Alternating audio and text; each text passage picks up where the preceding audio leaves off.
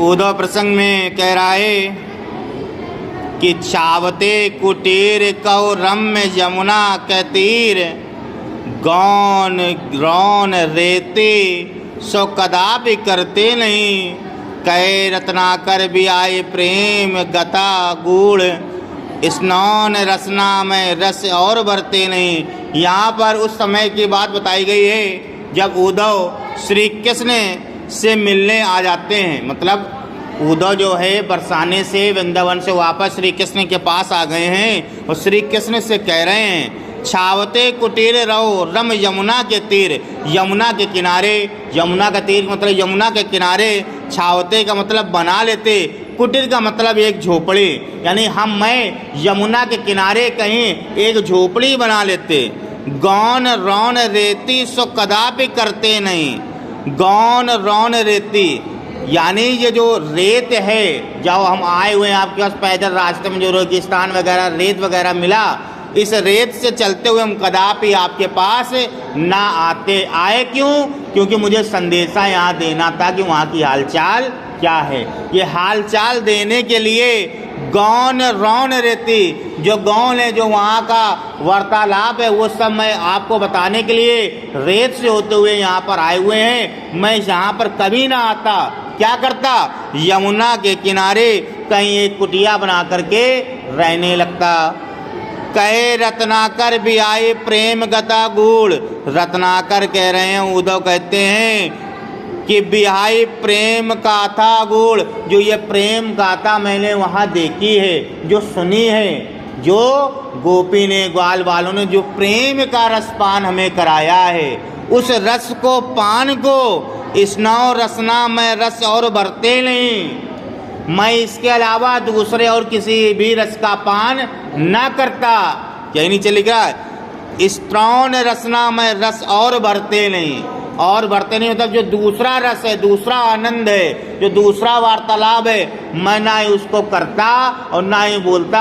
क्योंकि जो गोपियों का, जो ग्वालों का प्रेम रूपी रस है आपके प्रति, उसका जो आनंद है वो आनंद और के सामने फीका है, और दूसरा आनंद क्या है? वो बेकार है।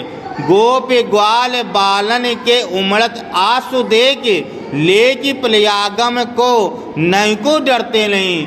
गोपियों के, ग्वाल के, बालों के जो प्रेम रूपी आंसू हैं, आपके प्रति जो उनके प्रेम रूपी आंसू हैं, वो इतने विशाल काय हैं कि लेकी प्लयागम के नौको डरते नहीं, कि प्लय रूपी अगर बाण आ जाए तो मैं उस बाण से भी नहीं डरूंगा। यानी जो गोपियों का, ग्वालों का अश्रु है, वो प्लय रूपी पानी से भी अधिक प्रलयकाली है, यानी उससे अत्यधिक बता रहे हैं। और कह रहा है अंतिम में कि होता चित चाव जो न रावरे चितावन को तज बेज गाँव इत दावत डरते नहीं।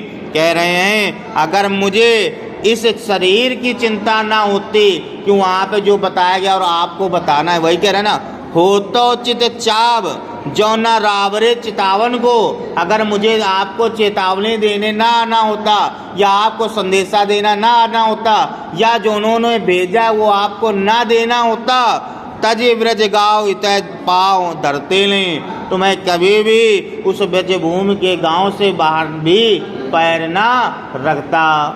अगर देखा जाए पूरे लाइनों का, पूरे पद्यांश का अर्थ ये कह रहा है कि उद्धव श्री कृष्ण से कह रहे हैं, हे श्री कृष्ण, मैं गया तो था वृंदावन और वहाँ से मेरी आने की इच्छा नहीं थी। मन तो ये कर रहा था यमुना के किनारे कहीं एक छोटी सी झोपड़ी बना के रहने लगता, और इस रेत में होते हुए आपके पास कभी भी नहीं आता। क्योंकि जो वहाँ के गोपियों ग्वालों के प्रेम की कथा है, उसके अलावा दूसरी कथा में सुनने के इच्छुक नहीं हूँ, या दूसरी कथा उनकी कथा के सामने बेकार है। जो ग्वाल हैं, जो गोपी हैं, इनके जो उमड़ते हुए आपके प्रति प्रेम रूपी आंसू है, वो प्लय काले जल से भी अधिक प्लय काले हैं। और अगर मुझे इस शरीर से आपके पास कोई संदेशा देने ना आना होता, तो मैं कदापि भी उस ब्रजभूमि से बाहर भी पैर ना रखता।